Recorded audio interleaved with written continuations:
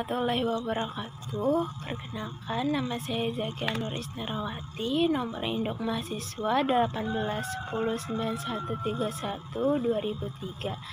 Saya adalah salah satu mahasiswa program studi ilmu keperawatan Fakultas Kedokteran Universitas Lambung Mangkurat. Di sini saya akan menyampaikan sebuah topik mengenai diare dengan tema pencegahan diare dan judul pentingnya pencegahan diare pada anak.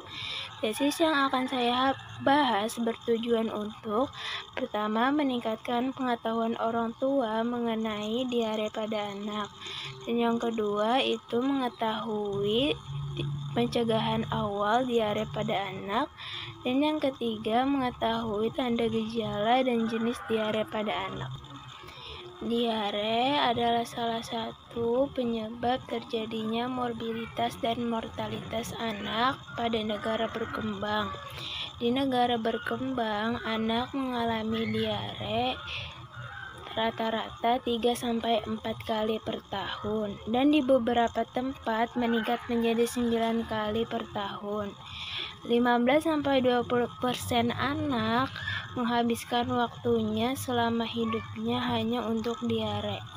Untuk pengertian diare sendiri adalah tidak normalnya pengeluaran feses diiringi dengan peningkatan volume dan keenceran feses.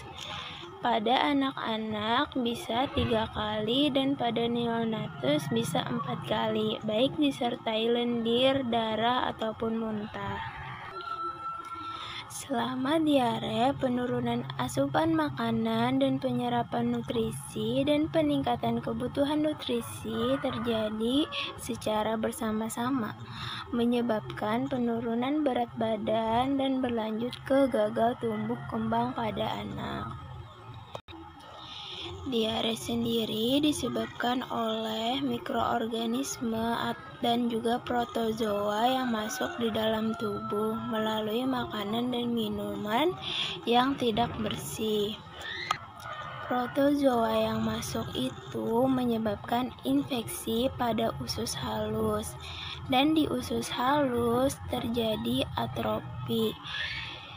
Sel-sel yang rusak akan digantikan oleh sel-sel usus halus yang masih belum matang, sehingga penyerapan nutrisi di dalam tubuh tidak optimal, dan terjadilah diare.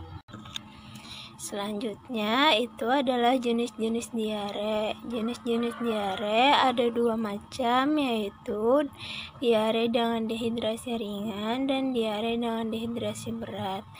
Untuk ciri-cirinya, diare dengan dehidrasi ringan dan berat itu ditandai yang pertama itu bayi rewel atau gelisah, mata cekung, kesadaran kurang, cubitan di kulit perut lambat, dan malas minum atau sering minum.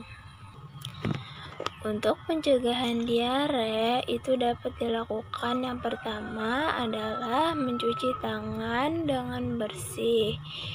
Cara mencuci tangan baik dan benar itu bisa dilihat di atas, dipelajari dan juga diamalkan. Yang kedua itu memasak makanan dengan matang sempurna agar mikroorganisme yang menempel pada makanan dan minuman itu dapat mati.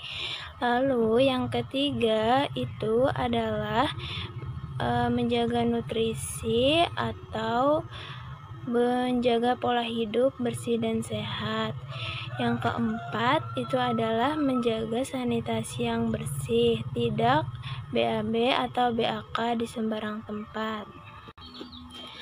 Pada saat anak mengalami diare, orang tua harus membawa anak ke pelayanan kesehatan terdekat, bisa ke puskesmas, klinik, ataupun rumah sakit.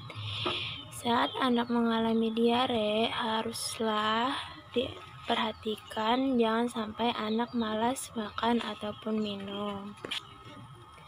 Hal yang perlu diingat pula saat anak mengalami diare yaitu adalah Ingat frekuensi buang air besar anak sudah berapa kali, lamanya anak mengalami diare, dan apakah ada darah atau muntah saat anak diare. Darahnya bisa ada di tinja ataupun ada lendir di dalam tinjanya. Itu perlu diperhatikan. Sesegera mungkin bawa ke pelayanan kesehatan.